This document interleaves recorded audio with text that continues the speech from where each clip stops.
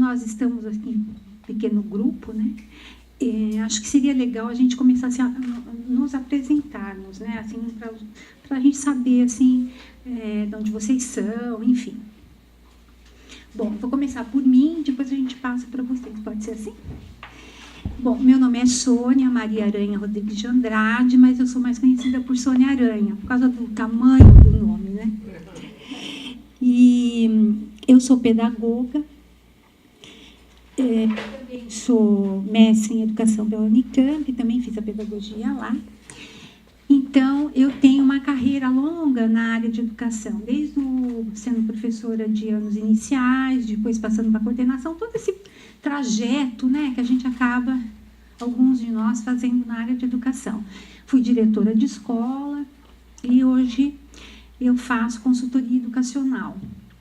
Hoje não, faz alguns anos já que eu faço consultoria educacional e não sou da área da rede pública, eu sempre trabalhei na área privada e atualmente eu estou fazendo graduação de novo, que é a minha terceira graduação, né? Depois mestrado, mas no direito. Por quê?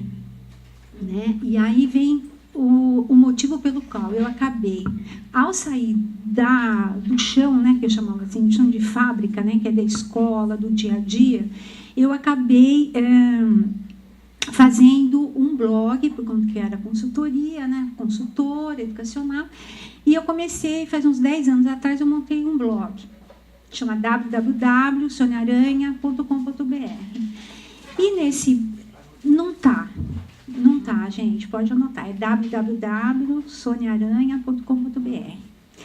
E a intenção que eu tinha com esse blog era estar atendendo, assim, fazendo uma propaganda do meu trabalho para as escolas, mas o que aconteceu, para minha surpresa, que eu comecei sendo procurada por pais de alunos. Como eu tinha... fui diretora de escola e, evidentemente, eu sabia muito sobre legislação. E comecei a passar informação. Então, foi assim, uma série de encontros, né? Internet, o advento da internet, que acaba ficando mais forte, ela é de 95, 96, 97, mas ela acaba ficando mais forte de 10 anos para cá, acesso, né?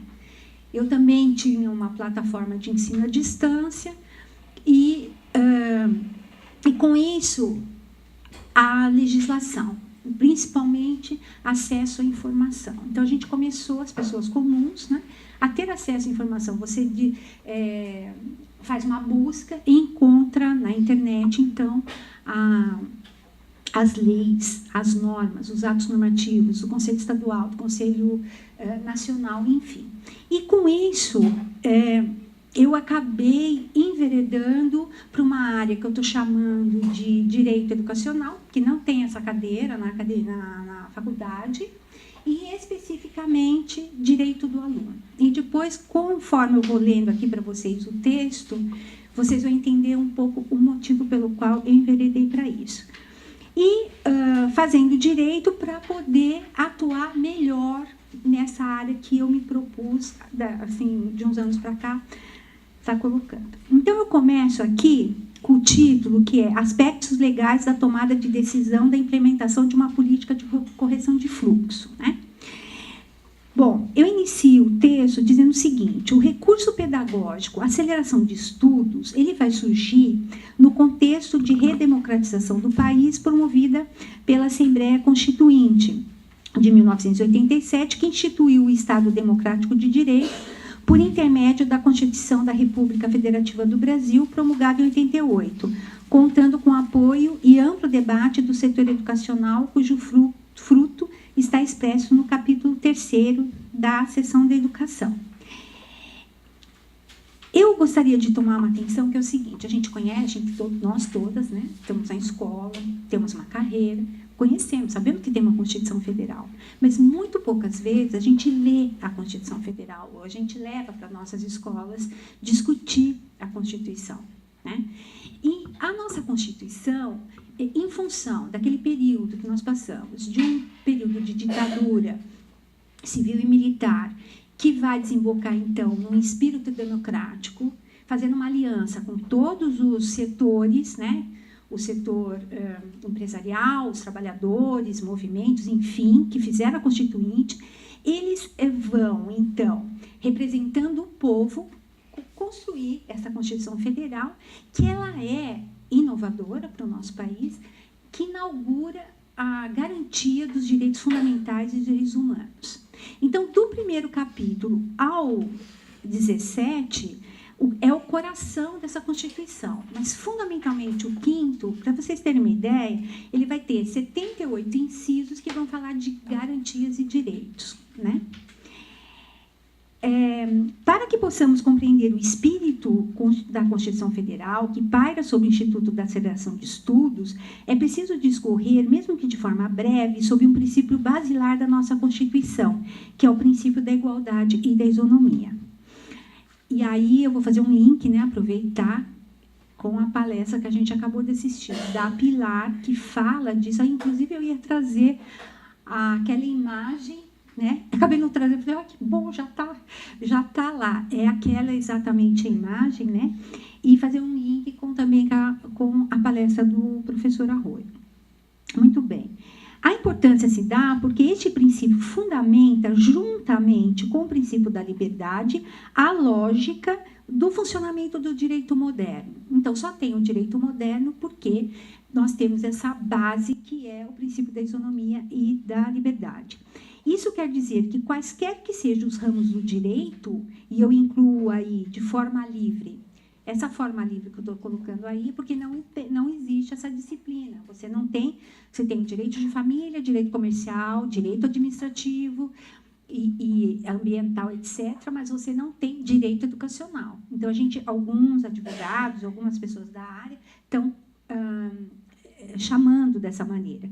E, especificamente, eu, né, estou chamando de direito do aluno, porque eu estou trabalhando com isso e metidamente coloquei esse nome aí. Mas partem do pressuposto que todas as pessoas são livres e iguais. Bom, esses princípios, o da igualdade e o da liberdade, foram constituídos a partir da Declaração dos Direitos de Virgínia, porque a gente nunca lembra, né? A gente sempre lembra da Revolução Francesa. Porém, a Revolução de Virgínia, Estado da Virgínia, que depois virou os Estados Federativos dos Estados Unidos, mas também pela Revolução Norte-Americana. Então, a Declaração de Virgínia e a Revolução Norte-Americana são anteriores à Revolução Francesa.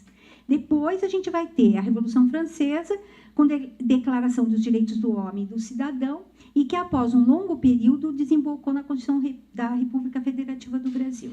Quer dizer que demorou 195 anos para a gente chegar a estar discutindo os princípios da isonomia e da liberdade. Mas nós vamos ficar aqui, sobretudo, com o princípio da igualdade. No caput do artigo 5º da Constituição Federal, de 88, ela determina o seguinte: todos são iguais perante a lei, sem distinção de qualquer natureza, garantindo-se aos brasileiros e aos estrangeiros também, residentes no país, a inviolabilidade do direito à vida, à liberdade, à igualdade, à segurança e à propriedade, nos termos seguintes. Bom, a expressão primeira do caput do artigo 5º da Constituição diz: todas as pessoas são iguais. Diz respeito ao princípio constitucional da igualdade e isonomia e traz consigo um aspecto fundamental para a discussão da correção de fluxo, que é o reconhecimento da diferença. Então, o que a gente tem que entender é assim, que o princípio da igualdade, ele traz, ao mesmo tempo, o reconhecimento da diferença e da diversidade. O que é muito comum, que vocês devem saber nas escolas, quando nós estamos trabalhando lá, e quando a gente pergunta para os professores, ou quando um pai mesmo, né, pergunta, e a professora ou a direção fala assim: não, a gente está aqui, todo mundo é igual, a gente trabalha igual com todo mundo. Então, eu não posso fazer uma avaliação diferenciada para o seu aluno, porque senão fica diferente. E nós trabalhamos iguais. Esse é um conceito, vamos supor, do senso comum. Por quê? O que a gente está querendo dizer, e com a aceleração de estudos e com a correção de fluxo, é segundo Aristóteles diz, que devemos tratar igualmente os iguais e desigualmente os desiguais, na medida da desigualdade. Isso aqui é muito importante que a gente tenha em mente e leve para a escola, porque, normalmente, a ideia da igualdade é, olha, se eu trato você de uma maneira, eu vou tratar você da mesma maneira. Porém, pessoas que são desiguais, elas precisam ser tratadas de forma diferente. É exatamente o que a Pilar disse com aquela imagem. Aquele menino pequenininho precisou ser tratado de forma diferente, ele vai levar 2 tijolinhos ou 2 caixonetes ali para ele poder ter a mesma oportunidade dos demais. Bom, e aí a gente vai chegar na Constituição, no capítulo que fala da educação. Ela vai dizer, e nessa medida que o artigo 206 da Constituição Federal, especificamente o inciso 1º, determina. O artigo 206 vai dizer: o ensino será ministrado com base nos seguintes princípios: igualdade de condições para o acesso e permanência na escola. De novo, afirma que igualdade de condições para quê? Para acessar a escola, mas para permanecer na escola, né? O inciso 208 vai dizer acesso aos níveis mais elevados do ensino, da pesquisa, da criação artística, segundo a capacidade de cada um. Esses 2 incisos, que são caros a quaisquer educadores, revelam o espírito inclusivo, cidadão, democrático e garantidor dos direitos fundamentais, arrolados no artigo 1º da Constituição Federal. E aí ele vai dizer: a República Federativa do Brasil, formada pela união indissolúvel dos estados e municípios do direito federal, constitui-se em Estado democrático de direito e tem como fundamentos, aí tem vários, e eu vou destacar a dignidade da pessoa humana. O espírito democrático oriundo do povo brasileiro, que concebeu a Constituição da República Federativa do Brasil, revela-se em seu preâmbulo. E o que eu não vou ler o preâmbulo, porque a gente está meio atrasado, mas o que eu destaco é assegurar o exercício dos direitos sociais e individuais, a igualdade, a justiça com valores supremos, a pluralidade e sem preconceitos.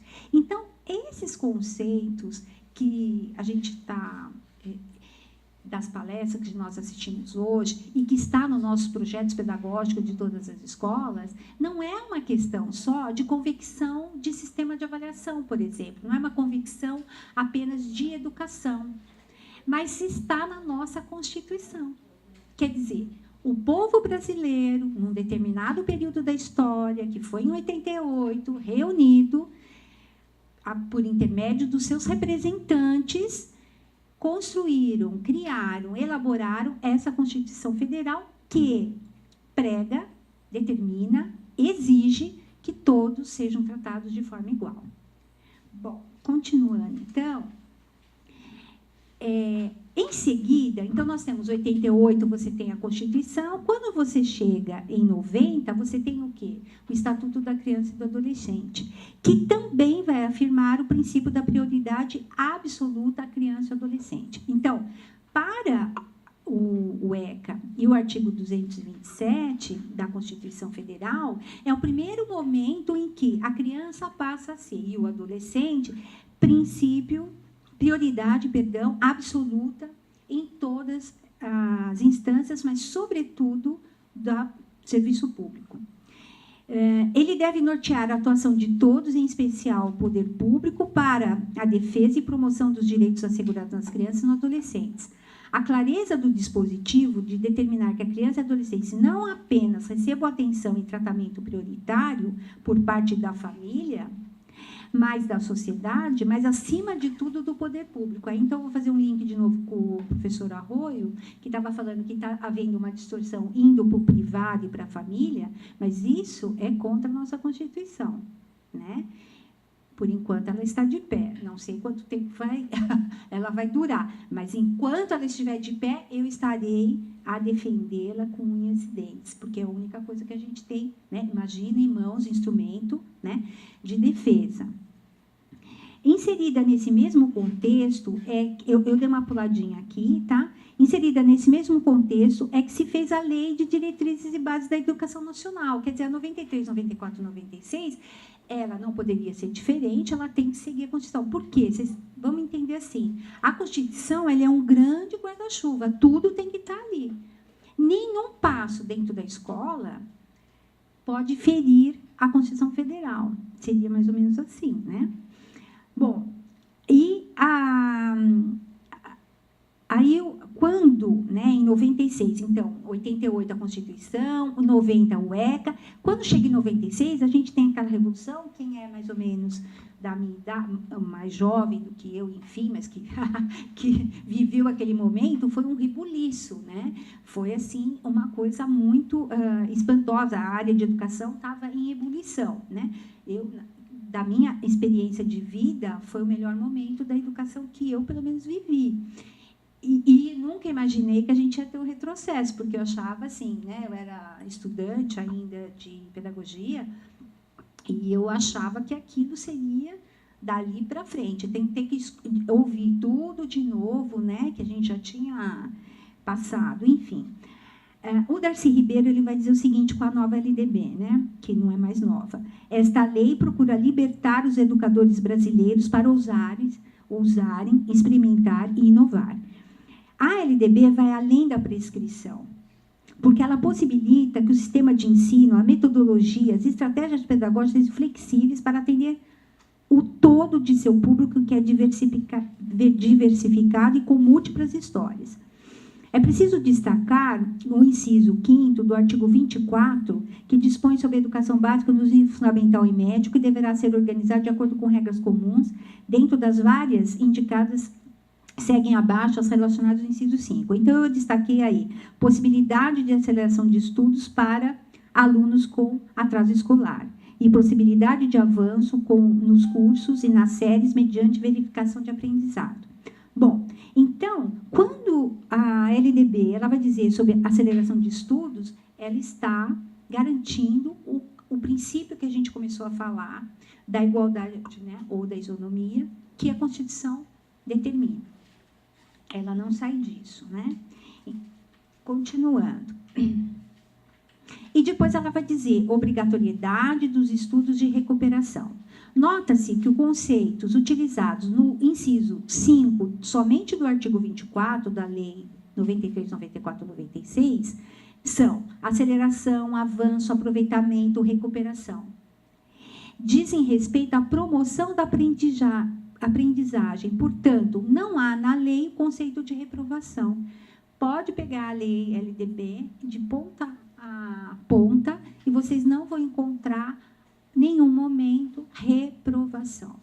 É uma lei que ela quer promover situações para avançar a aprendizagem. E é interessante esse instituto, né? Porque não é o que a gente vê mais nas escolas, né? Eu não acompanho muito de perto as escolas públicas, mas sei que são melhores nesse aspecto, não tenho a menor dúvida. Mas as escolas particulares, de uns anos para cá, eu comecei a perceber, de atender pais, enfim, que elas estavam contrariando, do meu ponto de vista, a LDB, porque elas têm um sistema de avaliação muito mais quantitativo do que qualitativo. E nós vamos ver aqui na frente. Depois eu peguei aqui a PNE, que também vai nesse sentido, superação das desigualdades educacionais, melhoria da qualidade de educação, né? Eu estou fazendo um pouquinho mais acelerado por causa do nosso tempo. E nós vamos ter aqui o Conselho Nacional de Educação, no parecer 28/2002, ele também vai falar sobre aceleração de estudos. E depois nós vamos ter, já em 2010, aquela mudança que nós tivemos das diretrizes curriculares nacionais para o ensino fundamental de 9 anos, que é a Resolução 7 de 2010, no artigo 32, ela também vai falar possibilitar a aceleração de estudos. Então, essa questão que eu quero deixar assim, claro na minha fala é que a aceleração de estudos ela não é só um recurso pedagógico. Ela é um instituto para promover a igualdade que a Constituição diz. E não se trata também de concepção de educação, que é isso que a gente também pode ter no nosso discurso, porque às vezes a gente fala que é argumento que vai. E se você vai pela concepção, fala, posso ter outra concepção que a sua? Não acredito, eu acredito na reprovação. Por exemplo, na repetição, né? Eu vou ver tudo de novo, da mesma maneira, e isso vai promover avanço. Não é disso que se trata, porque é a Constituição Federal que está dizendo. É esse que é o argumento mais, na minha opinião, legal para chegar numa rede e instituir, por exemplo, um projeto de correção de fluxo. É legal, né? No sentido assim, estou fazendo o que a Constituição está dizendo que é para eu fazer. Depois nós vamos ter também, na LDB, né, a reclassificação. Mas a reclassificação ela é um pouco diferente no meu entendimento, tá? Pode ter outras leituras, mas no meu entendimento seria o seguinte. A reclassificação é assim. A LDB, eu gosto, particularmente, eu gosto muito da LDB e da Constituição Federal. Eu sou fã da Constituição Federal, embora seja analítica, muito longa, cheia de detalhes, mas ela é garantidora de direitos. E a LDB é muito inovadora. O problema é que a gente nunca viu ela no seu todo na prática. Porque você pode fazer a tua escola do jeito que você quiser. Com um ciclo só. Começa no 1º ano, termina no 9º. É possível fazer isso. Eu não preciso ter matriz curricular, por exemplo. Já tive essa discussão que depois eu desisti. Eu falei, chega, não vou discutir. Né? Querem fazer tudo no quadrado, mas não precisa. A lei diz que você pode fazer como você quiser. Então, essa questão que o professor Arroio estava falando da escola sem partido, ela vai contra a própria legislação, porque a nossa legislação... Você quer montar uma escola militar? Pode. Você quer montar uma escola hiperalternativa, sei lá, enfim, pode tudo. Porque quem que define isso? O projeto pedagógico, não é isso? E que antigamente a gente deixava muito claro, projeto político pedagógico. Por quê? Porque é a tua visão de mundo que está ali. Você pode ter uma outra visão que a minha, mas eu posso construir uma escola do jeito que eu quiser. A lei permite. E aí a reclassificação seria assim, como eu tenho autonomia, isso foi muito difícil na época, final dos anos 90, né, porque a LDB 96, então a gente teve assim, um final e começo dos anos 2000, você entender assim, que a tua escola é diferente da minha. Em que sentido? Porque você entende a educação, a avaliação de uma maneira, eu entendo de outra. Por exemplo, eu dei aula numa escola...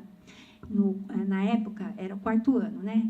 Agora não, 5º ano, isso. Então, sabe como que era o nosso sistema de avaliação? Apto e não apto.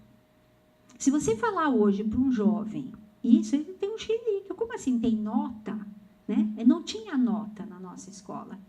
E para você ver, e hoje eu recebo casos de alunos, porque eu trabalho... para, como se diria assim, em defesa do aluno de reprovações indevidas, por exemplo, né? Uma coisa nova para vocês, eu acho, porque não é muito comum, né?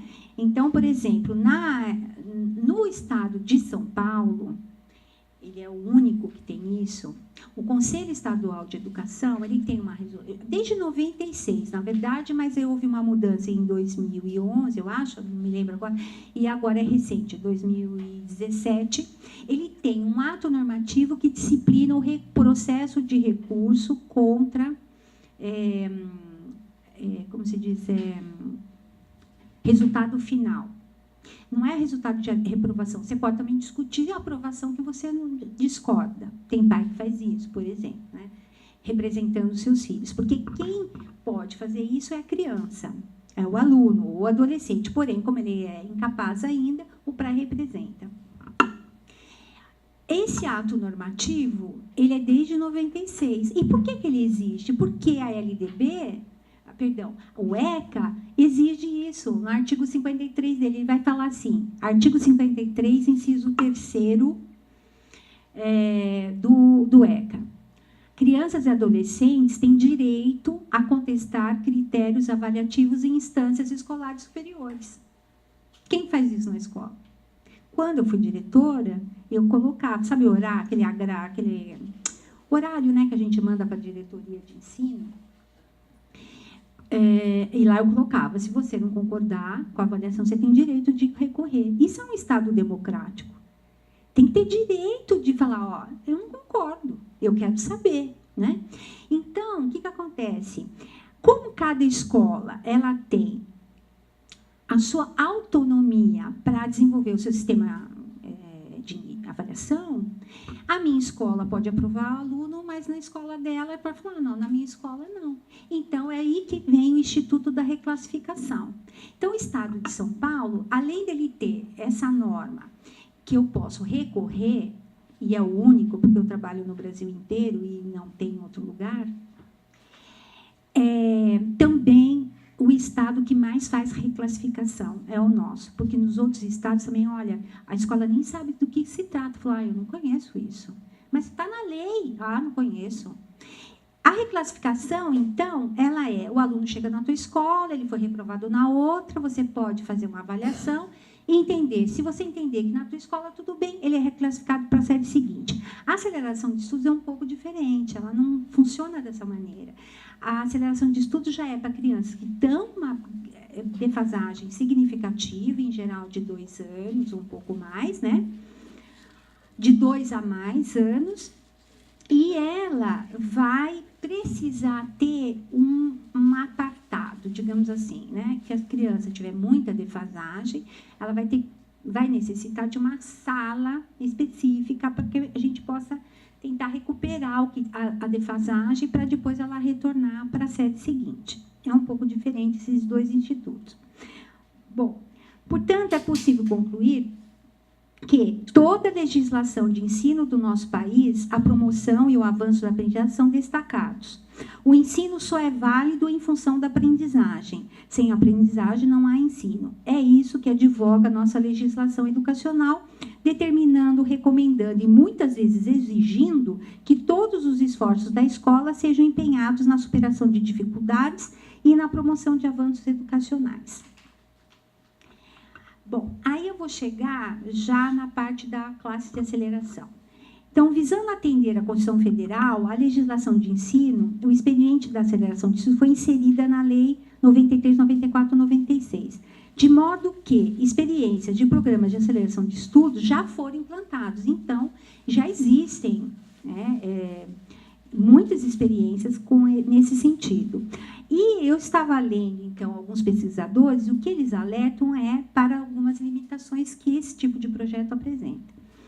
Ele vai ter, por parte de professores, a recepção junto a alunos egressos não foi muito satisfatória. Então, esse aluno que tem uma distorção de idade série de 2 anos a mais, né, por exemplo, e ele vai para essa sala de aceleração. Quando ele retorna, né, depois que acabou o projeto, esses professores das escolas, de modo geral, pelo menos a pesquisa apontou, que não são bem recebidos, né? Outra limitação é que os alunos egressos enfrentam muito baixa estima, claro, né? Evidente, né? E, ao invés de inclusão, ocorre a exclusão, devido ao baixo envolvimento dos professores da escola no projeto de aceleração. Então, esses são os pontos mais complexos, né? A classe de aceleração destina-se a agrupar os alunos que se encontram com defasagem de idade série, a fim de que se faça a correção de fluxo, né? Então, nessa classe haverá um professor específico responsável por desenvolver um ensino de acordo com as dificuldades apresentadas. E depois eu passo para um instrumento que eu estou chamando de plano de desenvolvimento individual, pode ter outro nome, tá?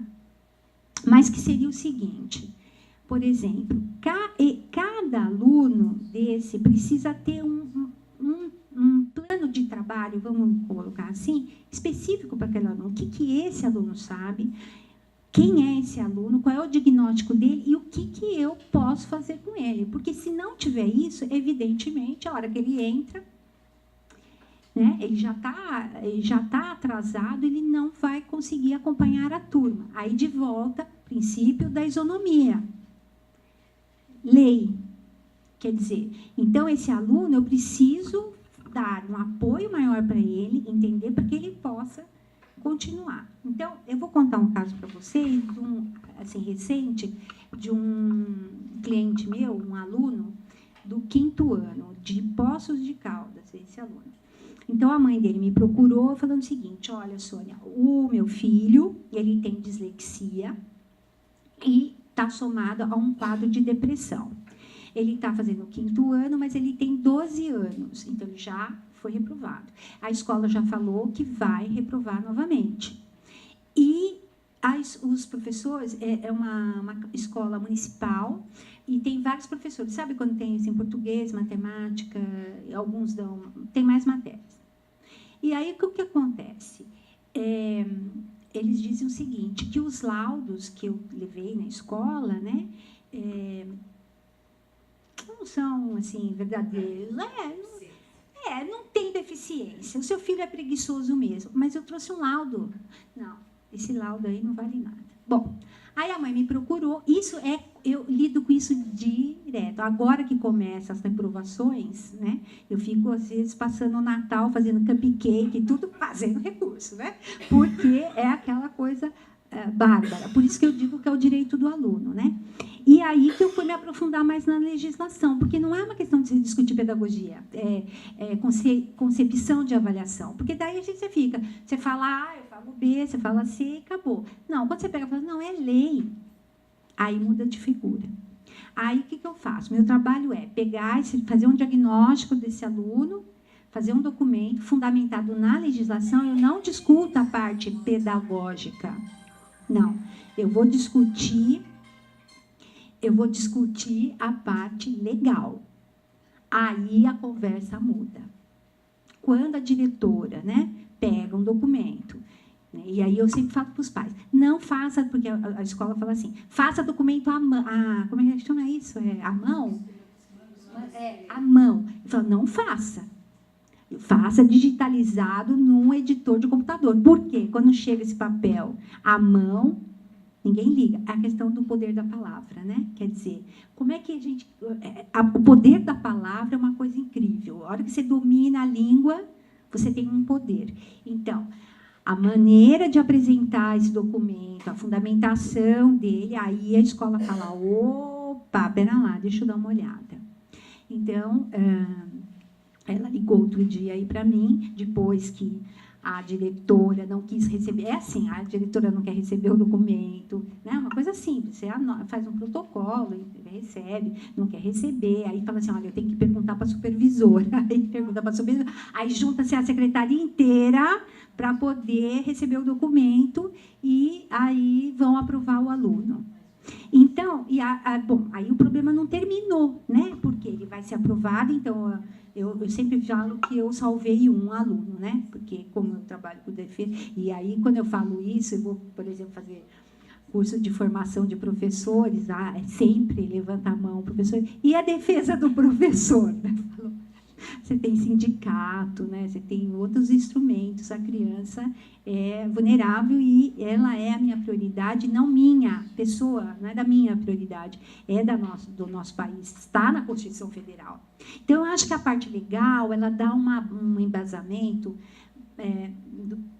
Eu tenho me apoiado, né, tanto que eu fui fazer direito, né, eu já tenho mestrado, eu falei, não, vou começar tudo de novo, mas eu vou, né, para que a gente tenha mais apoio, porque a discussão pedagógica, principalmente nesse momento, está assim, mais esgarçada por conta do contexto que nós estamos vivendo. Agora, a lei, por enquanto, a gente tem onde se apoiar.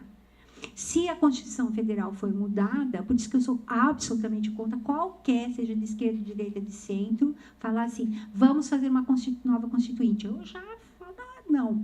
Por quê? Porque a nossa Constituição é boa, nós temos que defender agora ela, né? Neste momento, porque se a gente perder, a gente não tem mais apoio. Porque ela está todinha amarrada nessas questões escolares que a gente está vivendo. E aí, voltando, aí a mãe me ligou novamente e falou, olha, resolveu, o meu filho vai ser aprovado. Ufa! Aí eu falei para ela, bom, o que nós vamos fazer o ano que vem? Aí, o ano que vem, a gente vai entrar com um documento na escola solicitando que esse aluno tenha um plano de desenvolvimento individual, porque a dislexia não termina nunca. Uma vez dislexo, sempre... Eu sou uma pessoa disléxica. Então, foi duro para... Acho que é por isso que eu sempre acabo indo para os vulneráveis, né? Porque não foi fácil para mim viver a idade escolar com dislexia num período que eu nem sabia que eu tinha dislexia, na verdade, né? Mas, enfim, e aí vai ter que fazer um plano de desenvolvimento individual para ele específico, tem todo o procedimento para dislexo, para transtorno de déficit de atenção, para déficit de atenção. Tem outro, que é um outro distúrbio muito comum, que é o distúrbio de auditivo central, como é que é mesmo? Esqueci o nome agora, DPCAC. Não é surdez, mas a criança, ela ouve, mas não processa direito. E outra coisa que está sendo muito comum, que a gente tem que ter muito cuidado e trabalhar, que é de uma outra maneira, é depressão, síndrome do pânico e suicídio. Está demais. Eu estou boba de ver. Muitos alunos me procuram no meu blog, falam, Sônia, eu tenho síndrome de pânico. O que eu faço? Eu não consigo ir para a escola. Aí a gente entra num documento chamado Atendimento Pedagógico Domiciliar, né? Que existe isso e é possível fazer. Bom, para terminar não, eu ainda tenho umas considerações. Em geral, esse distúrbio, distorção, de idade série, ele está relacionado muito com questões de alunos com necessidades especiais, né? Ele pode ter um déficit de atenção, uma hiperatividade somada a déficit de atenção, uma dislexia, enfim, tem surdez bilateral, porque se o aluno for surdo, bilateral não, unilateral, só de um ouvido, você não percebe que ele é surdo. Então, e aí ele não vai aprender, porque ele não escuta tudo, enfim, tem uma série de coisas. Então, atenção especial para esses casos. Por isso que o diagnóstico é legal para a gente saber, né? Muito bem. Depois, o que é importante a gente...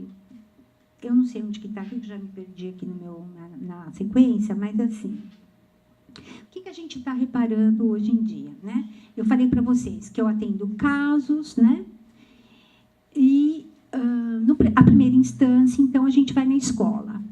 No estado de São Paulo, não é o caso de Minas Gerais. Minas Gerais não tem ato normativo que discipline recurso para resultado final. No caso do estado de São Paulo, ok. Qual é a minha área de atuação? Administrativo. Né? Tá lá os passos. Primeiro você entra na escola, pedido de reconsideração. Foi indeferido, você vai para recurso na diretoria de ensino. Se for indeferido e dependendo do caso, você sobe para o Conselho Estadual de Educação. E o Conselho Estadual de Educação, ele arbitra. Ele não diz assim, não é comigo, a escola é autônoma. Não, ele vai lá e se manifesta. Às vezes aprova o aluno. Mas, nos estados, que é a maioria, exceto São Paulo, que tem esse ato normativo, o que a família faz? Que esse aqui é o problema. Então, nós entramos na escola. Vamos supor que essa escola desse meu cliente indeferisse o pedido. Nós teríamos que fazer o quê? Mãe tem condição de constituir advogado? Não tem. Nós vamos aonde? Ministério Público. Aí, o que acontece? O Ministério Público vai na escola e fala assim, faça isso. E qual o problema disso daí? É que nós estamos vendo a judicialização das relações escolares, não só das relações escolares, também judicialização da política, enfim, mas o poder judiciário colocando a mão em tudo, com um aspecto complicado, porque ele não foi eleito para fazer essas coisas, né? Ele é o único poder, né, que ele não foi eleito para isso.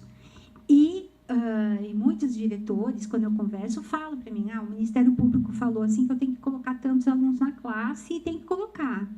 Então, o Poder Judiciário está agindo de uma forma, assim, policialesca, digamos assim, em função de que o Poder Executivo não dá resposta para as famílias. não atende, não garante o direito dos alunos. Então, diante disso, o pai vai buscar o direito, vai cair aonde? No Ministério, o Ministério, puf, sobre a... E a educação, no caso específico nosso, está perdendo a sua autonomia, né? Porque o Poder Executivo não tem resposta. Então, você vai para um outro estado, você entra no Conselho Estadual de Educação, não é comigo, você vai para onde? Né? O aluno, às vezes, repete, e não pensa que não acontece. Assim, é assim, um atrás do outro, reprova.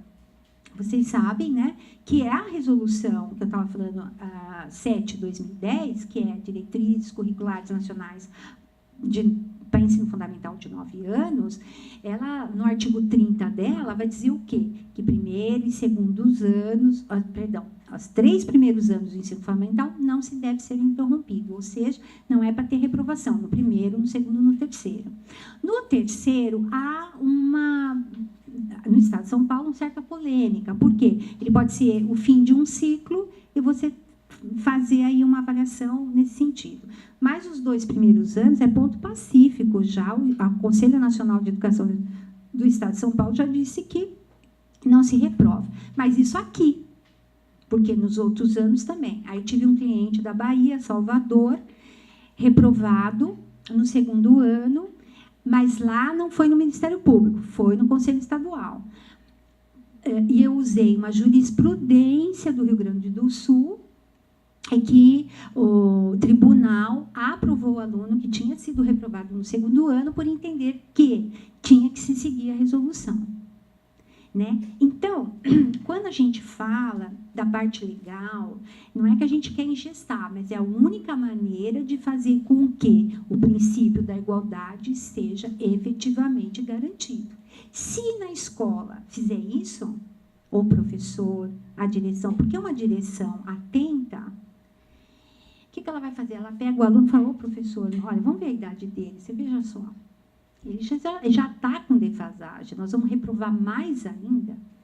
Você tem como fazer isso, né? A gente sabe, nós já fomos diretores, professores, a gente sabe que é possível, mas precisa ter uma vontade política, né, de fazê-lo, né, e de atender à Constituição.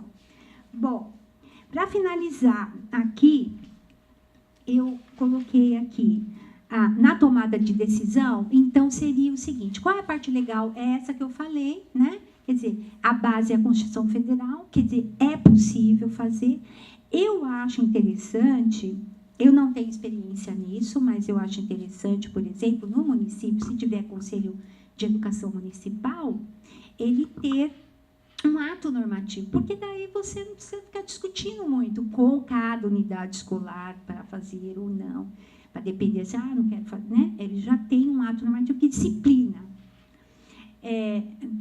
Eu tenho um pouco de divergência nesse aspecto da norma com o professor Arroio nesse sentido, porque eu adoro uma norminha, né? Porque eu acho mais fácil de a gente discutir. Né? Por exemplo, quando eu pedia para o professor proteger um aluno. Sim. Mas a gente acaba efetivamente na...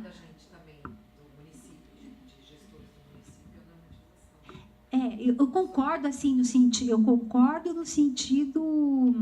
como se diz assim, da concepção, né? Mas infelizmente é que a gente acaba tendo que ter, né? E aí, aqui, bom, então alguns aspectos para pensar. Em geral, os projetos eles trazem uma distorção. Acima ou igual a 2 anos já pode começar a pensar, né? Considerar que há uma estreita relação entre a taxa de distorção idade e a taxa de reprovação. Isso vocês não vão perceber pelos dados. Primeiro e segundo ano tem uma taxa pequena, talvez seja por conta que não está podendo reprovar. Mas depois vai começando a aumentar, né? Adotar, enquanto critério de formação, turmas... Nesse caso, eu coloquei assim, turma de alfabetizados e não alfabetizados. Então, eu vou pegar já o que o professor Geraldo disse, lá, que é o seguinte, nós fizemos uma proposta que, claro, cada município é um município, vocês sabem disso, cada rede é uma rede, cada grupo, né, tem a sua história, as suas coisas e tal. Isso cada um pode fazer de uma maneira.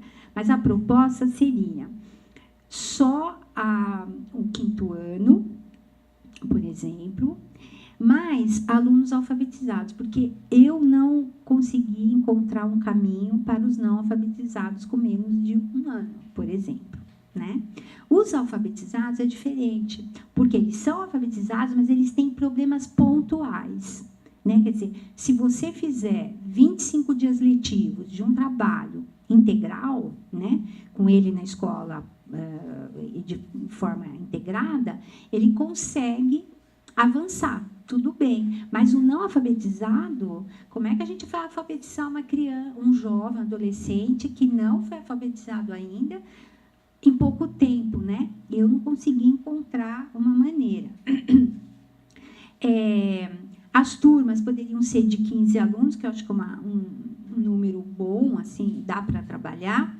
Os professores poderiam ser exclusivos de um projeto, por exemplo, de correção, né? Material de apoio, matrícula curricular.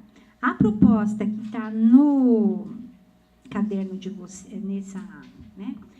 Ela vai... Eu estou sem ela aqui, pera lá. Ah, tá. Isso, essa daí. Isso mesmo. Presta só um pouquinho que eu vou colocar. Um minutinho. Então, aqui tem uma proposta assim, que é a proposta do professor Geraldo Carvalho. Período de duração 25 dias letivos. O início, na minha opinião, né, ele poderia ser antes um pouco, se for com o professor fora do projeto, antes um pouco. Por quê? Qual que é o problema que eu penso, né? Pensei. Se começa o ano letivo, começa com a sala de aceleração, como é que ele volta depois se o conteúdo da sala regular, do fluxo, por exemplo, já está em andamento? Então, se ele começar antes, ele vai perder alguns dias, mas bem no início, né? Então, a carga horária seria... Essa proposta vocês estão fazendo, por exemplo, pensando no ano que vem? Sim. O que para a prefeitura já é complicado, né? Que janeiro dá uma parada. Então, daí precisava ver, né, com o Geraldo, porque eu fiquei assim, pensando o seguinte, como é que as escolas estão fazendo, como é que as redes estão fazendo, quando você faz uma aceleração de pouco tempo para alunos que tem uma dificuldade pontual, como é que ele volta depois se a turma dele já iniciou? Então, ele vai perder algum conteúdo no meio do caminho. Uma coisa que você fala na tua apostila é que, assim, hoje que a gente não está conseguindo garantir em Cubatão é a recuperação. E também ajuda, né, nesse processo. Sim. E é legal, legalizada. Legalizada. A gente não conseguiu garantir. Há 2 anos a gente não consegue garantir, por falta de professor. Então, esses são os problemas, né, estruturais, políticos estruturais, né? Então, aqui, a ideia seria começar em janeiro e terminar em fevereiro, mas pode ser de uma outra maneira, obviamente, né? Com 50 minutos, 9 horas, 45, daria assim, ele vai ficar o período integral na escola, dá 1.125 horas se ficar 25 dias letivos, né? Aí tem o horário, tem o período e tal. Enfim, tem essa proposta, né, que ela pode ser, obviamente, remodelada de acordo com cada município, né? Então, a minha fala é essa, tá vendo como eu ocupei tudo? Quem mandou você querer fazer o primeiro? Obrigada, viu? Obrigada. Obrigado, professora Sônia. Em relação ao município que eu trabalho, né, meu nome é Michel da Costa, eu sou diretor na Prefeitura de Cubatão. Eu agradeço aqui a presença da professora Denise e da Kelly. E, em relação à tua fala, eu fiquei um pouco confortável porque nós estamos bastante respaldados pelo Conselho Municipal de Educação da legislação, tanto no que diz a reclassificação, ótimo, avanço. Ótimo. E, na verdade, nós temos alguns problemas no município, mas não é nesse sentido. Em relação à reclassificação, por exemplo, e aos recursos, geralmente o aluno tem direito a 3 recursos. Um recurso que o pai dá entrada direto na escola, se não for aceito, pode entrar na Secretaria de Educação, e ainda tem a terceira instância, que é o Conselho Municipal de Educação. Então, tem 3 chances. Isso é maravilhoso, né? Porque garante, né, o direito da gente contestar, que é outro princípio, o direito do contraditório e da ampla defesa. Todo mundo tem que ter, e a né? escola, quando você faz a primeira entrada, que às vezes a equipe, eu sou equipe, né? Quer dizer, eu aposentei, voltei, eu era coordenadora pedagógica. E quando você faz a primeira entrada na escola, a equipe quer resolver. Então, ela vai para cima dos professores na tentativa de resolver, para não ir para fora. Claro. Que interessa para a escola, não sair de dentro da Claro. discussão, né? Mas Se a gente consegue resolver na escola, não é muito melhor, né? E quando eu era diretora e tinha essas questões também, eu dizia eu recebia recurso, eu falava assim, olha, é uma ótima oportunidade para a gente rever o nosso trabalho, né? Verificar se a gente está fazendo corretamente ou não, e depois, na próxima, a gente já não errava, quer dizer, estava mais dentro, né, ia para frente. E a reclassificação também é outra constante nossa, né? A regra do município é que tem que ser dentro do primeiro bimestre, né? A não ser que alunos que sejam recebidos no decorrer do ano, que aí tem o prazo de 1 mês para estar reclassificando, caso verifique a possibilidade. Parabéns. Então, eu sou professor de matemática, eu auxiliei o professor Geraldo e a professora Elaine na elaboração do material de matemática. Então, a minha parte é um pouco mais prática, né? Vou entregar para vocês uma ideia da primeira parte do material. O material, como a professora Sônia falou, foi pensado para o período de mais ou menos 1 mês. Então, a professora Elaine organizou de língua portuguesa e me pediu algumas ideias. Eu fiz o de matemática, né? Baseado em alguns materiais que já tinha pensado o professor Geraldo já há alguns anos. Então, eu procurei trabalhar dentro do mínimo que se pede na Base Nacional Comum Curricular para Matemática, para o 3º ao 5º ano, contemplando, no caso, 81 habilidades. Então, nesse período de 1 mês, há 4 semanas, né, organizadas, e trabalha dentro das atividades matemáticas todas as habilidades que estão na Base Nacional Comum Curricular. É claro que a gente entende, né, que essa base é restrita, né, que há necessidade de outros complementos de acordo com cada sistema, né, complementar com a parte diversificada do currículo, mas o material de matemática contempla minimamente todas as habilidades. Como isso é possível? A matemática na BNCC ela está organizada em 5 unidades temáticas: números, álgebra, probabilidade e estatística, geometria e grandezas e medidas. Então, na verdade, as atividades, conforme foram pensadas, não há como trabalhar somente uma unidade temática. Então, nas atividades, ao mesmo tempo, há uma intersecção entre mais do que uma unidade temática e, ao mesmo tempo, também trabalha mais do que uma habilidade. Então, dessa forma, a gente consegue que o aluno tenha desenvolvida essas habilidades necessárias a prosseguir os seus estudos. Eu vou entregar para vocês, então, para vocês terem uma ideia, né, do material.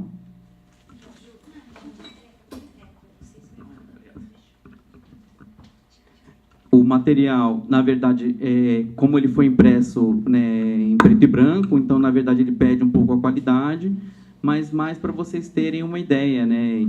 Assim, ele está todo em caixa alta, como sugestão da professora Elaine, porque o aluno que tem dificuldade, geralmente, ele aprende primeiramente, né, com somente letras maiúsculas. Então, essa foi uma orientação que a professora, que é especialista, né, ela tem mestrado e doutorado, está terminando doutorado em alfabetização, ela deu essa sugestão, então por isso que o material está todo feito em letra maiúscula. Então, em cada uma das atividades, a preocupação em desenvolver as habilidades em mais do que uma unidade temática. Eu vou pedir para que vocês olhem algumas delas. Então, em cada início, sempre vai ter uma imagem para fazer o levantamento dos conhecimentos prévios. Então, essa atividade 1, há uma foto com algumas imagens, né, de números, e faz algumas perguntas para eles sobre números, né, para que serve, para eles colocarem alguns números, até para o professor fazer um levantamento, né, dessa turma, o que eles já sabem sobre números. Há bastante atividade que envolve o sistema monetário, que geralmente eles já têm bastante conhecimento, né? Mesmo aqueles alunos que têm dificuldade de fazer até as operações mais simples, né? As adições, eles têm facilidade em manusear problemas que envolvem dinheiro.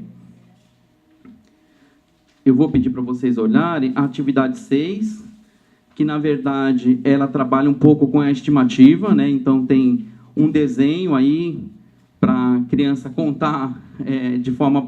contar, na verdade, fazer a estimativa, né? Está falando para não contar, de 1 a 1.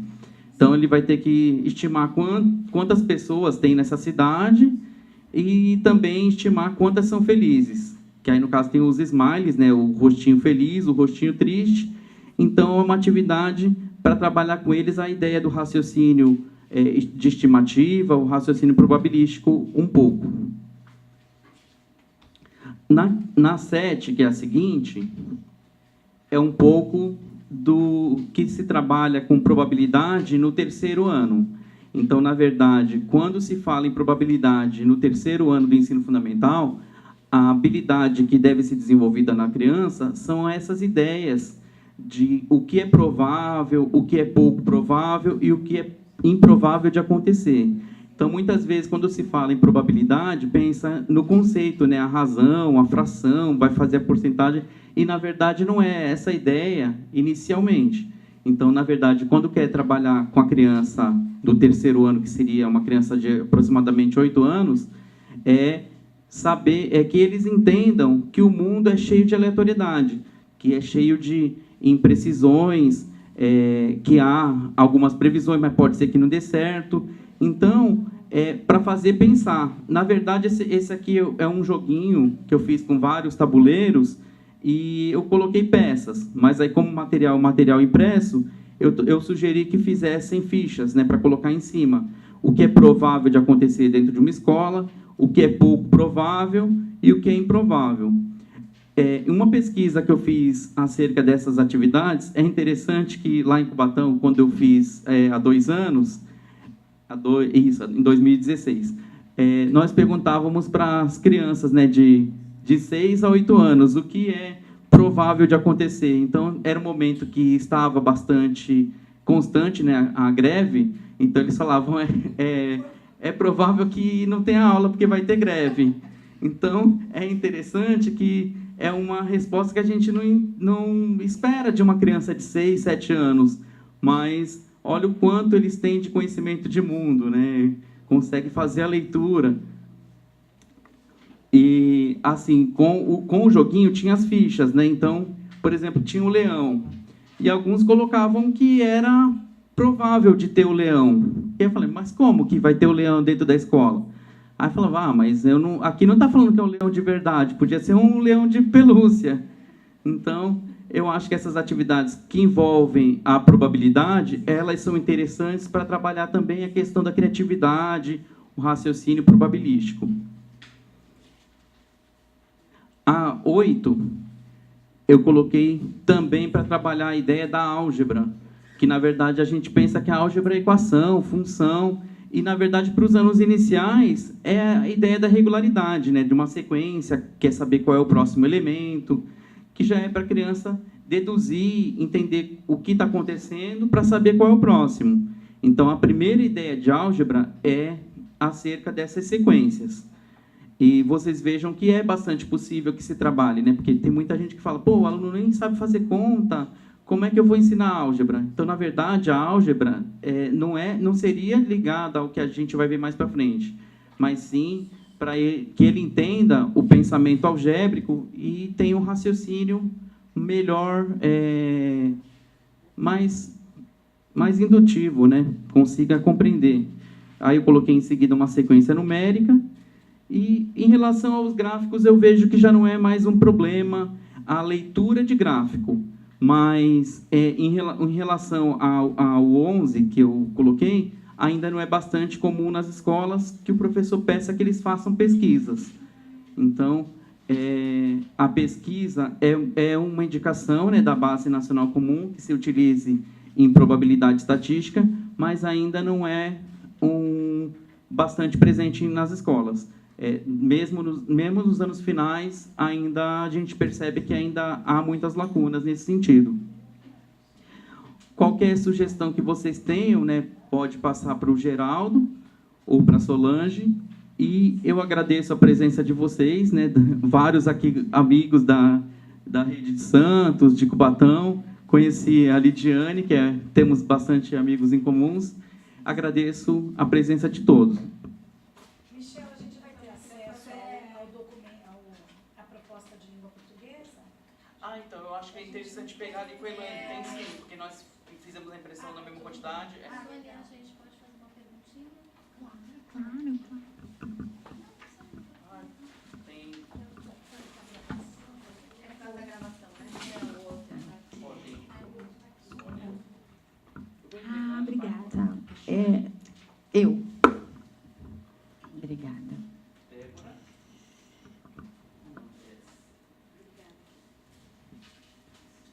Então, Sônia, eu sou Cristiane Andréa, sou da Secretaria de Educação de Santos. Eu sou especialista em sexualidade e eu tenho um trabalho na rede justamente com os adolescentes em relação à depressão, suicídio. E a rede, ela já tem esse apoio. Então, assim que a gente detecta a criança ou adolescente com depressão, a gente aciona e eles têm o atendimento domiciliar, que é garantido por lei. Sim. Então, aqui já funciona direitinho, não precisa de processo, nada, tudo direitinho, tudo dentro da lei. Agora, eu também faço um atendimento, às vezes, na rede particular. E aí eu não encontro essa disponibilidade. E é muito interessante que a rede particular trata o aluno assim, agora está com depressão, então não é problema nosso, não é problema da escola. Sim. E aí, como é que funciona nessa situação de rede particular? Então, eu vou contar um pouquinho da minha experiência, né, Tá. com as escolas particulares. É isso mesmo que você falou. Então, quando um pai está com esse problema e nos procura,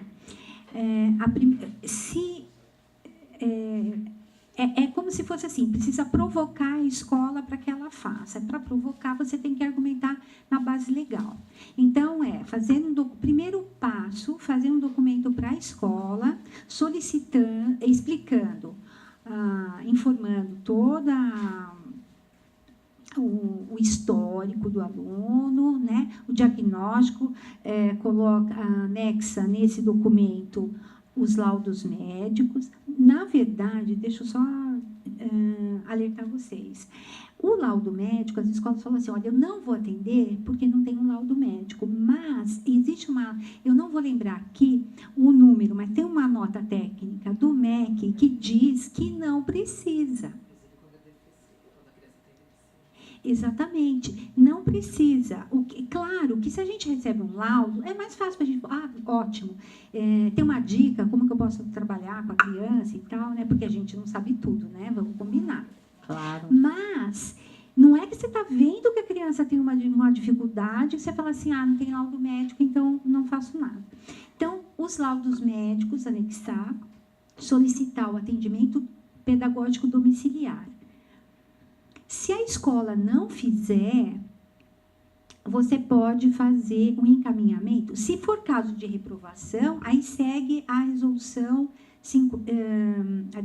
a deliberação 155/2015, que tem todo o procedimento como que faz o recurso.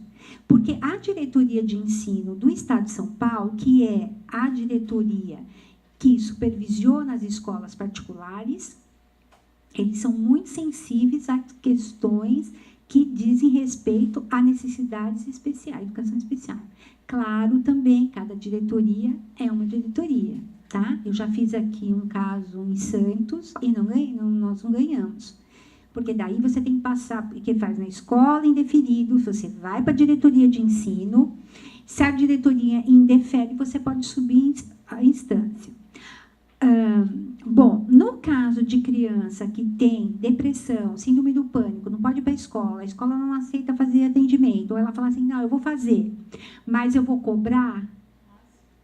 Lei 900, eu adoro lei. Lei 9.870/09, que a gente chama vulgarmente chamada de lei da mensalidade. Então, nessa lei, ela está dizendo o seguinte, que só pode ser cobrado a anuidade escolar, mais nada. Tá? Então, taxinha de viagem, taxinha para cima, para baixo, isso aqui, proibido. Por quê? O que eles estão forçando a escola a fazer? Você faz um orçamento, faça um bom planejamento. Tem 4 de 2014. Hã? 4 de 2014, que fala da nota técnica. Ah, tá. Então, a nota técnica é fundamental, porque eu estou cortando um pouquinho, voltando para a nota técnica do MEC. Ela é fundamental porque as escolas vão falar o seguinte, olha, a gente não fez nada porque não tem laudo, e nós não vamos fazer. A escola está vendo, né? O professor está vendo que tem uma... E não precisa. Então, quando a escola usa esse argumento, eu uso essa nota técnica, tá?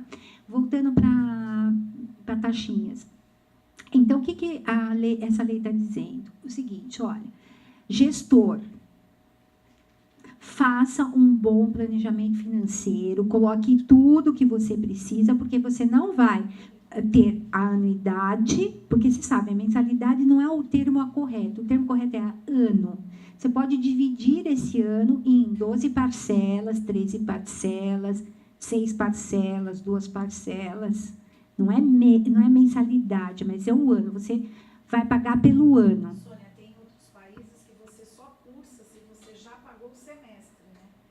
Ai, Em não outros sabia países disso. são assim, onde os meus filhos estudam até. Você só começa a estudar se você pagou o semestre inteiro. Semestralidade, exato.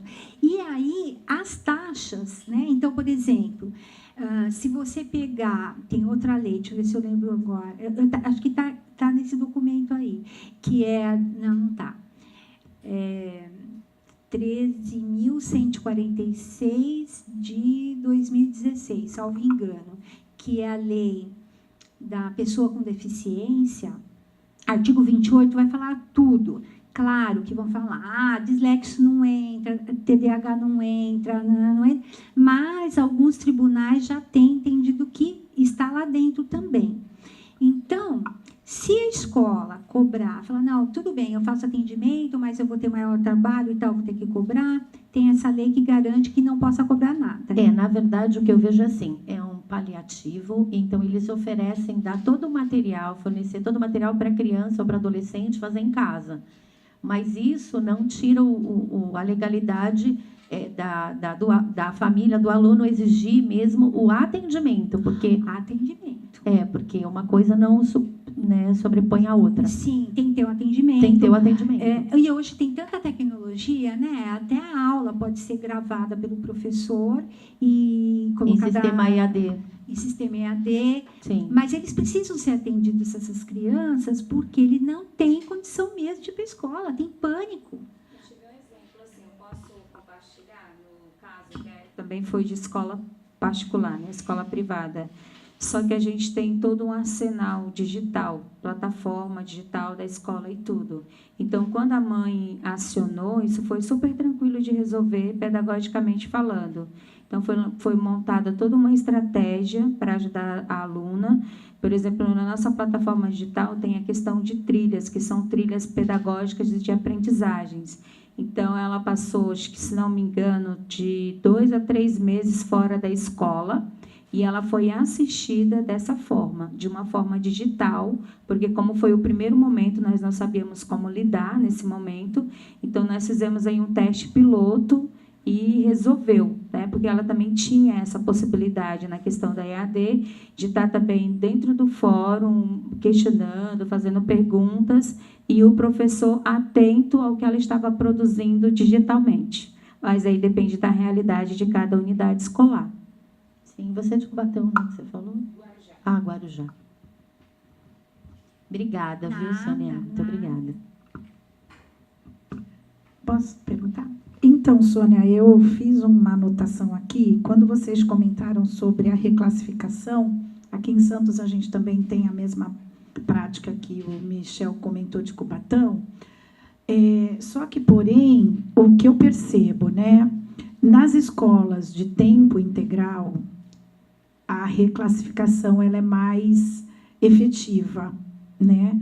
Porque o aluno é reclassificado e ele tem o período oposto ao das aulas regulares para se desenvolver e para que a equipe pedagógica consiga acompanhar essa evolução. O que, às vezes, fica muito mais difícil quando esse menino não estuda, né? Não amplia essa jornada. Então, muitas vezes, você reclassifica e o aluno muitas vezes, esquecido no canto da sala, né? Porque não consegue acompanhar, são muitos alunos, um professor, e etc, etc. Então, é uma questão que eu penso que a gente tem que estar sempre bem atento a ela, porque não basta reclassificar, né? O ideal seria, eu penso, né, nesse PDI, que seria o Plano de Desenvolvimento Individual, que consta também nesse artigo 28 da Lei da Pessoa com Deficiência. Mas eu já usava antes dessa lei, quando eu fui diretora, porque, né, professora que fui também, de séries iniciais, você sabe que falou assim, como que eu vou atender aquele aluno? Então, contribui bastante se o professor fizer um plano para aquele aluno, né? Como é que eu vou trabalhar com ele? E esse plano, veja bem, ele pode ser, inclusive, todo o conteúdo dele flexibilizado. Eu vou contar um caso para vocês. Escola particular, tá? Que eu fui diretora. Uma escola particular, mas uma escola particular que não é a escola particular de elite, uma escola que até recursos que a escola pública tinha melhor. Sabe aquela que você faz 200 mil coisas? Aquela que é para entender que ele não é... Isso, exatamente. Não é pobre, que ele não está na escola pública, que ele está na escola particular. Exatamente. Então, faz muito tempo já, 2001, acho que foi isso, a mãe chegou na escola e falou, olha, eu tenho meu filho, ele tem 11 anos, ele está saindo da pestalose e ele tem uma leve paralisia cerebral. Eu falei, mas o que eu preciso, né? Assim, sem saber nada dessa área de lesão cerebral. Ela falou, olha, ele só não tem movimentos, assim, nos membros superiores e inferiores, né? Não tem articulação, não articula. Então, por exemplo, ele não consegue... Eu falei, mas ele consegue subir uma escada? Não. E um degrau? Sim. Tá, então tá bom, matriculamos ele no primeiro ano, 11 anos, tá? Aí a professora começou a falar, aí a gente fez adaptações, porque não tinha lei de acessibilidade naquela época, então nós mesmos colocamos fomos fazendo assim, hoje tem especificidades todinhas, né, tal. Bom, aí a professora falou, olha, Sônia, ele não tem só um problema de motor, é cognitivo também, porque ele tinha uma fala comprometida. Esse movimento com a mão, que é necessária para escrever, né? Como que eu vou desenhar a letra se eu não tenho coordenação fina? Ele não tinha. Então, para ele escrever uma letra, demorava uma vida. Bom, aí eu fiquei, o que eu vou fazer? Porque a gente fica assim, né? Vocês sabem como é que é. O que nós vamos fazer? Pensando, e ele gostava muito de computador. E naquela época, nem laptop não tinha direito. Tinha computador na sala de informática ainda. Aí eu peguei, falei para ela, puxa vida, ele adora computador. E para levar ele para a sala de informática, que era uma luta, porque era na escada, aquela coisa, né? Aí eu dei um insight, assim, sabe, daqueles que a gente tem, assim, você falou assim, vamos dispensar a caneta, lápis, o teclado vai ser o instrumento para ele ser alfabetizado, porque ele não era alfabetizado com 11 anos, não conseguia nada. E aí a gente trouxe o computador, falei do laptop, porque a gente teve que pegar um computador lá do laboratório, descer para a sala de aula, e com aqueles disquete ainda que tinha, né? É pouco tempo, mas a tecnologia avançou tanto. E a professora fazia o trabalho para ele, né? Bom, então, esse aluno, ele foi acompanhando essa mesma turma, sem reprovação, com um plano de desenvolvimento especial, específico para ele. Então, aí não é assim, ó, ele não acompanha a classe. Então, você tem que ver o que ele sabe e o que nós vamos fazer nessa meta nesse ano, porque daí eu tenho um parâmetro com ele próprio e avanço um pouco. E assim a gente vai. Ele se formou no ensino fundamental e avançou muito por conta do computador, deu uma autoestima para ele. Ele conseguia fazer esse movimento, né? Tiramos o livro, porque não adiantava nada ter o livro, então ele tinha tudo. Agora, a matemática, que era um grande problema. Por exemplo, ele estava no 7º ano, ele não conseguia compreender aquela expressão matemática com incógnita. Então, o conteúdo dele era específico para ele. Você vai avançando um pouquinho, mas a lei permite que a gente faça isso, a própria LDB permite, né, da flexibilização. Então, a gente consegue algumas coisas, né? A lei permite muito mais do que a gente consegue fazer, né? Através desses planos de desenvolvimento individual. Quer dizer, eu faço para aluno específico, com conteúdo específico, né? Agora, dá trabalho, né, fazer isso daí, mas também não é um trabalho assim, porque numa sala de aula, por exemplo, de professor de 1º ao 5º ano, ele tem, vamos supor, quanto tem na sala de vocês? Sim, no mínimo, às vezes mais. Mas, assim, o PDI tem o seguinte problema. Algumas salas, algumas escolas entendem que o PDI é para ser usado na sala de recursos. O PDI tem que sair da sala de recursos. Não, é na sala regular. Porque faz o PDI para o aluno. O PDI já fala, é individual, é do aluno. Então, você tem que... A dificuldade nossa de educação especial, e eu falo com tranquilidade, inclusive, às vezes quase apanho os professores, é você sair daquela salinha de recursos e auxiliar lá fora. O PDI é do aluno. Então, onde você tem que apresentar? No mínimo, no HTP. E aí, o professor do ensino comum, Fundamental 2 principalmente, dá palpite. Mas isso aí seria assim, assado, cozido? E aí, eles vão dando palpite no PDI. O PDI não é feito pelo professor de educação especial. Claro que sim, esse alerta é fundamental, é pelo professor da turma. Então, às vezes a Célia até fica comigo. Você joga contra o professor de educação especial? Eu sou professor de educação especial. Eu falei, não, a gente tem que sair, exato, né? É o que o Miguel Arroio falou, né? De que lado você está? Do aluno. Então, sair o PDI da sala de recurso e assim, mandar o PDI para ser SEDUC. Não é para mandar. A gente está acho que a dificuldade da sala de recurso é muito grande também. Por exemplo, na nossa escola, é uma praxe, a gente apresenta todos os alunos no começo do ano. E aí, às vezes, elas falam assim, o aluno lê e escreve, aí eu interrompo, para a educação especial. Porque o professor de Fund 2, quando fala o aluno lê e escreve, ele entende que o aluno compreende tudo, lê textos. Não, o aluno lê e escreve pequenas coisas. Né? Então, o PDI tem que sair da sala de recursos. Acho que a maior dificuldade nossa hoje é essa. Esse exemplo que eu dei era assim, era um PDI para ele, na sala de aula comum, feito pela professora, e quando ele chegou, que era uma outra dificuldade, né, que é o 2, porque o 2, assim, no meu ponto de vista, é mais complexo, né, Fundamental 2. É 8 vezes, 7 vezes mais. Vários professores, aquele entendimento, né, e a professora de matemática... Aí a professora de matemática, como que eu vou dar essas expressões Tá, então é bem difícil mesmo, né? Mas é possível. Nessa hora, penso que ela está falando, e aí nessa hora? Eu falei, nessa hora entra o PPP. É nessa hora. Mas aí a gente sempre Então, você já diagnosticou isso, né? O PPP hoje é um pouco de ficção, porque as escolas hoje, com o tal dos dias letivos, elas não estão parando para fazer PPP. É uma loucura isso. Então você começa... lá atrás e vem, né? Exatamente. O PPP, o que É o projeto político-pedagógico. É por isso que, de vez em quando, né, eu abro os livros dele, que nem eu falei. Não, excelente, Porque a claro. vontade é arriscar o fósforo, tacar fogo e vamos embora. Claro, Porque não você tenha fala de uma coisa, dúvida. você vem com outro problema, né? Você fala de uma coisa, aí o PPP está com esse, né? Tudo, a gente fica correndo atrás do rabo.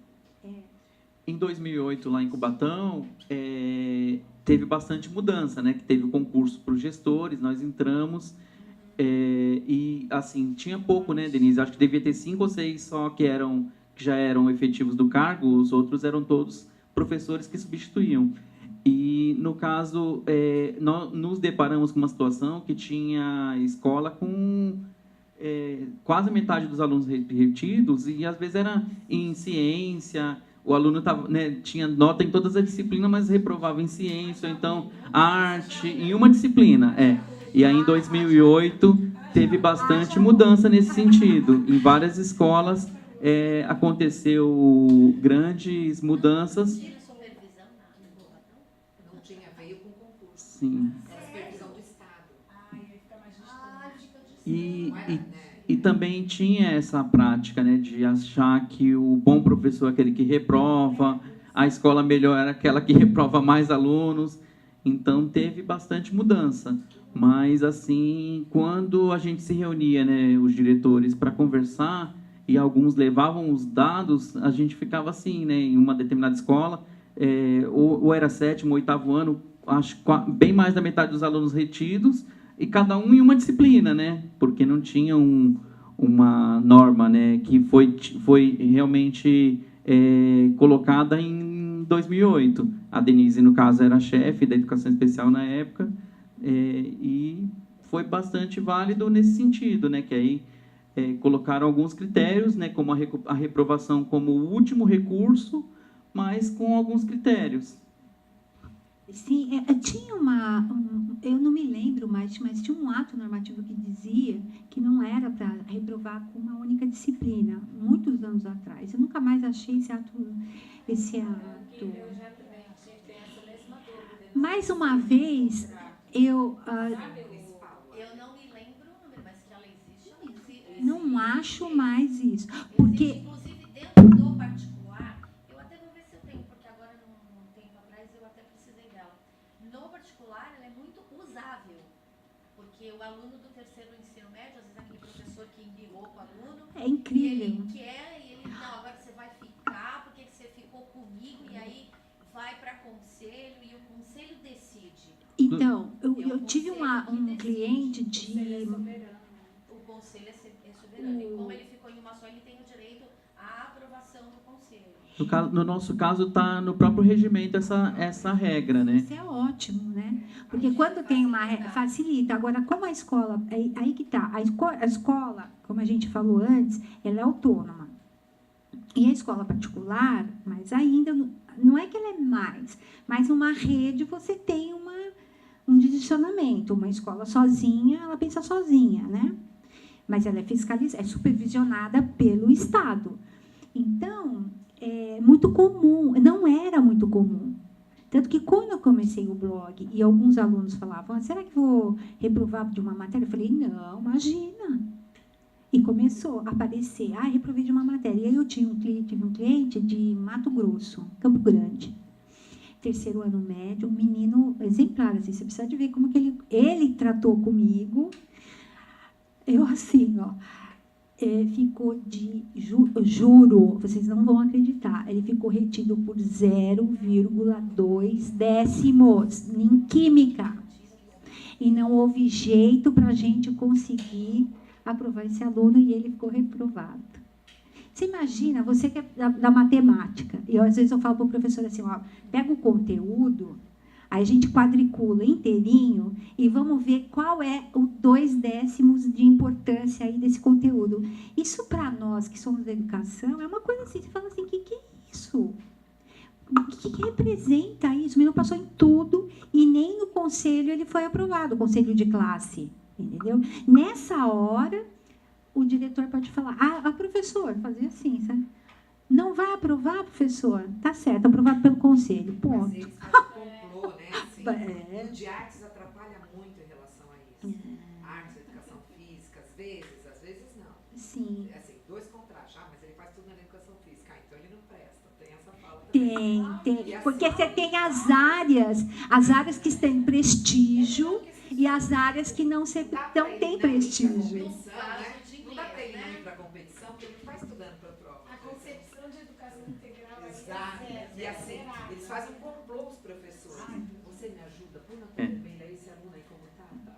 Então você tem um pouco de quebrar isso, né? Então, e aí quando eu falo que eu trabalho com o direito do aluno, eu quase apanho, né? Porque os professores ficam revoltadíssimos, né? Fica assim. E aí eu falo o seguinte, olha, então, eu fiz pedagogia para atender o aluno. Né?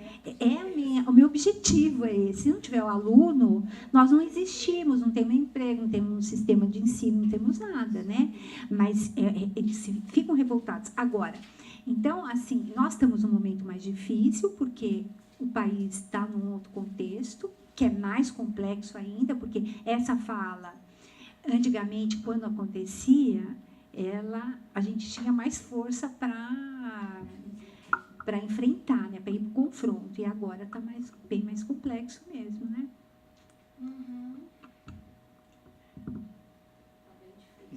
É porque a onda conservadora, ela defende isso, né? Defende a exclusão por qualquer motivo, é suficiente para o aluno parar, né?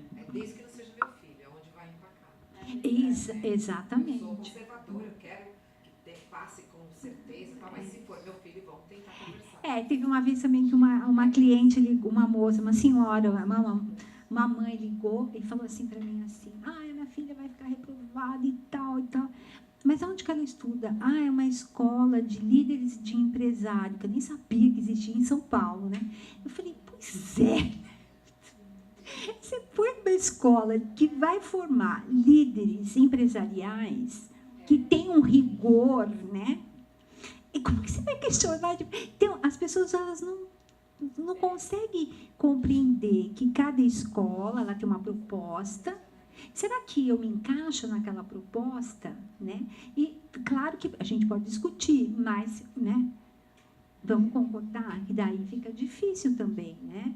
Uma escola assim que é mais rigorosa, tem uma outra concepção de mundo que é para a pessoa ser competitiva e eu vou passar por cima de você mesmo, porque senão vão passar por cima de mim e para isso eu preciso ser top. Então, e as escolas, de modo geral, as escolas particulares, de uns anos para cá, em função... Não foi o governo que fez isso, né? Mas a mídia, né, fez um ranking das escolas melhores do Enem, e aí o que aconteceu? Começou a ter uma competição.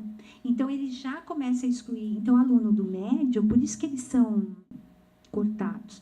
Eles podem vir assim, quando chega no primeiro médio, a escola corta, por quê? Ela não vai ficar com alunos que vão abaixar o Enem delas, né? Abaixar a receita, exatamente. Então, a tendência dessas escolas, né, trabalhar com a média mesmo, né, como era na minha época, né? Na minha época era desse jeito. Eu fiquei tão contente que as pessoas tinham um nome, né, porque na minha época a gente era um número, o professor nem sabia. Uma professora, eu nunca vou esquecer, queridíssima, que eu lembro dela até hoje, maravilhosa, uma professora de português, e só, porque o resto não tinha contato, né? Estou falando do ginásio, colegial, né? Enfim. Então, é isso. Tem mais alguém que queira falar mais alguma coisa? Então, vamos agradecer, né? Olha, agradeço muito, porque eu adoro Santos, sou de Campinas, então estou feliz de estar aqui. Agora eu vou almoçar com uma grande amiga minha que trabalha lá na rede municipal de Santos também, só que ela mora ali na divisa. Então, eu vou bater um papo com ela, de educador, mas digo, não, eu falo, não, hoje nós vamos fofocar, vamos tricotar. Tá joia, então. Obrigada.